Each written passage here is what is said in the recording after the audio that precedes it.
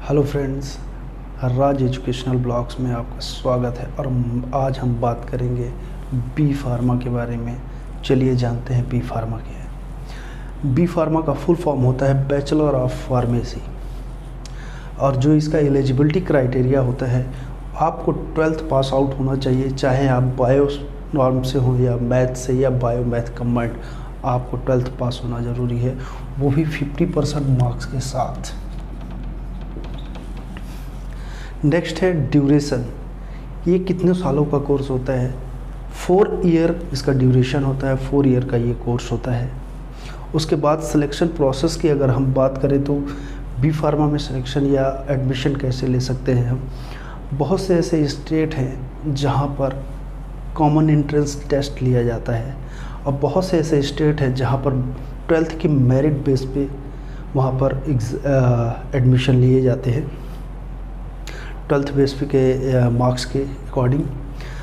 अब अगर हम फ़ी स्ट्रक्चर की बात करें कि फ़ी कितनी होती है, तो इसको हम 3 कैटेगरी में कॉलेजेस को बांटते हैं और उनके फ़ीस के बारे में बात करते हैं। बहुत से कॉलेजेस जहाँ पर 30,000 पर ईयर इसकी फ़ी होती है बी फार्मा की पर ईयर। कुछ कॉलेजेस होते हैं जिनकी फ़ी 40,000 टू 75,000 पर ईयर होती है। कुछ कॉलेजेस होते हैं जिनकी फ़ीस 70,000 टू 150 लाख, 1.5 लाख के आसपास पर ईयर फ़ी होती है। हम बात अगर 30,000 पर ईयर फ़ी वाले कॉलेजेस की बात करें तो ये ज़्यादातर गवर्नमेंट कॉलेजेस की फ़ीस होती है। 40 टू 75 प्राइवेट कॉलेजों की फ़ीस है।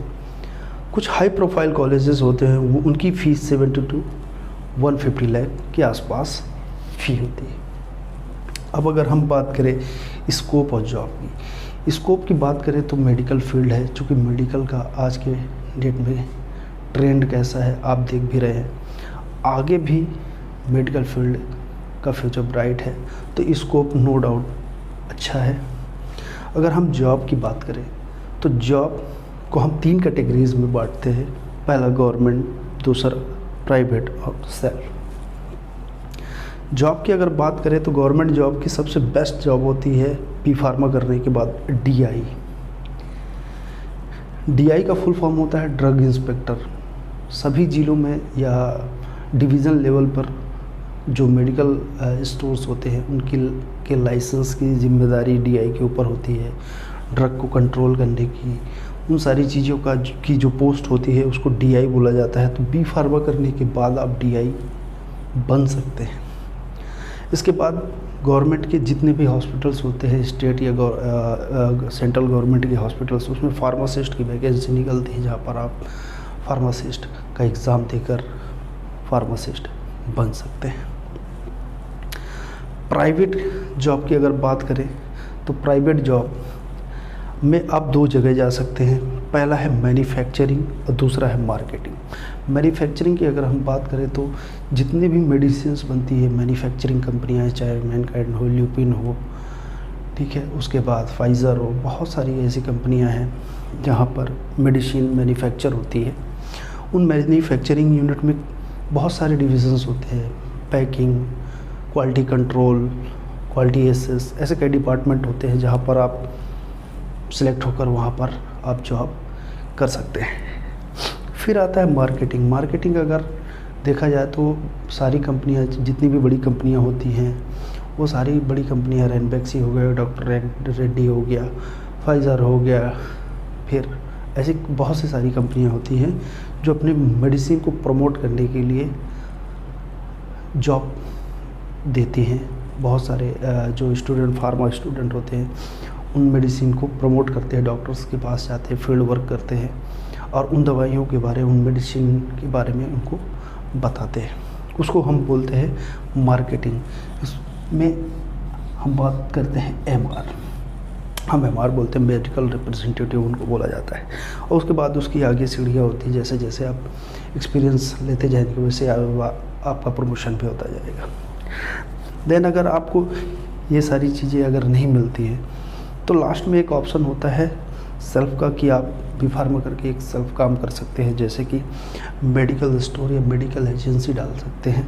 अपने रजिस्ट्रेशन के आधार पे आप उसका लाइसेंस बनाकर आप खुद का शॉप ओपन कर सकते हैं, चाहे वो रिटेल काउंटर हो चाहे होलसेल काउंटर हो। अब ओवरऑल अगर हम आप बात करते हैं कि बी फार्मा का स्कोप क्या है एट द प्रेजेंट टाइम, इसकी वैल्यूएशन के बारे में, तो देखिए जैसे जैसे हमारे देश की पॉपुलेशन बढ़ रही है वैसे वैसे कंपटीशन भी बढ़ते जा रहा है।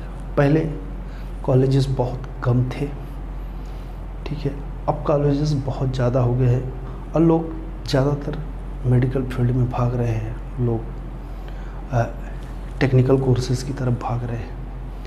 तो नो डाउट कंपटीशन इसमें भी है, अब धीरे धीरे बढ़ता जा रहा है। लेकिन अगर हम बात करें मेडिकल फील्ड की, तो मेडिकल का स्कोप आगे है, अभी है, पहले भी था और बढ़ता ही चला जाएगा, क्योंकि जिस तरीके की लाइफस्टाइल लोगों की है, खान पान लोगों का है, तो बीमारियां बढ़ रही हैं, लोगों को ज़रूरत मेडिसिन की पड़ती है या मेडिकल फील्ड की पड़ती है, तो इसका स्कोप हमेशा रहेगा और कंपटीशन हर फील्ड में है। Okay, thank you.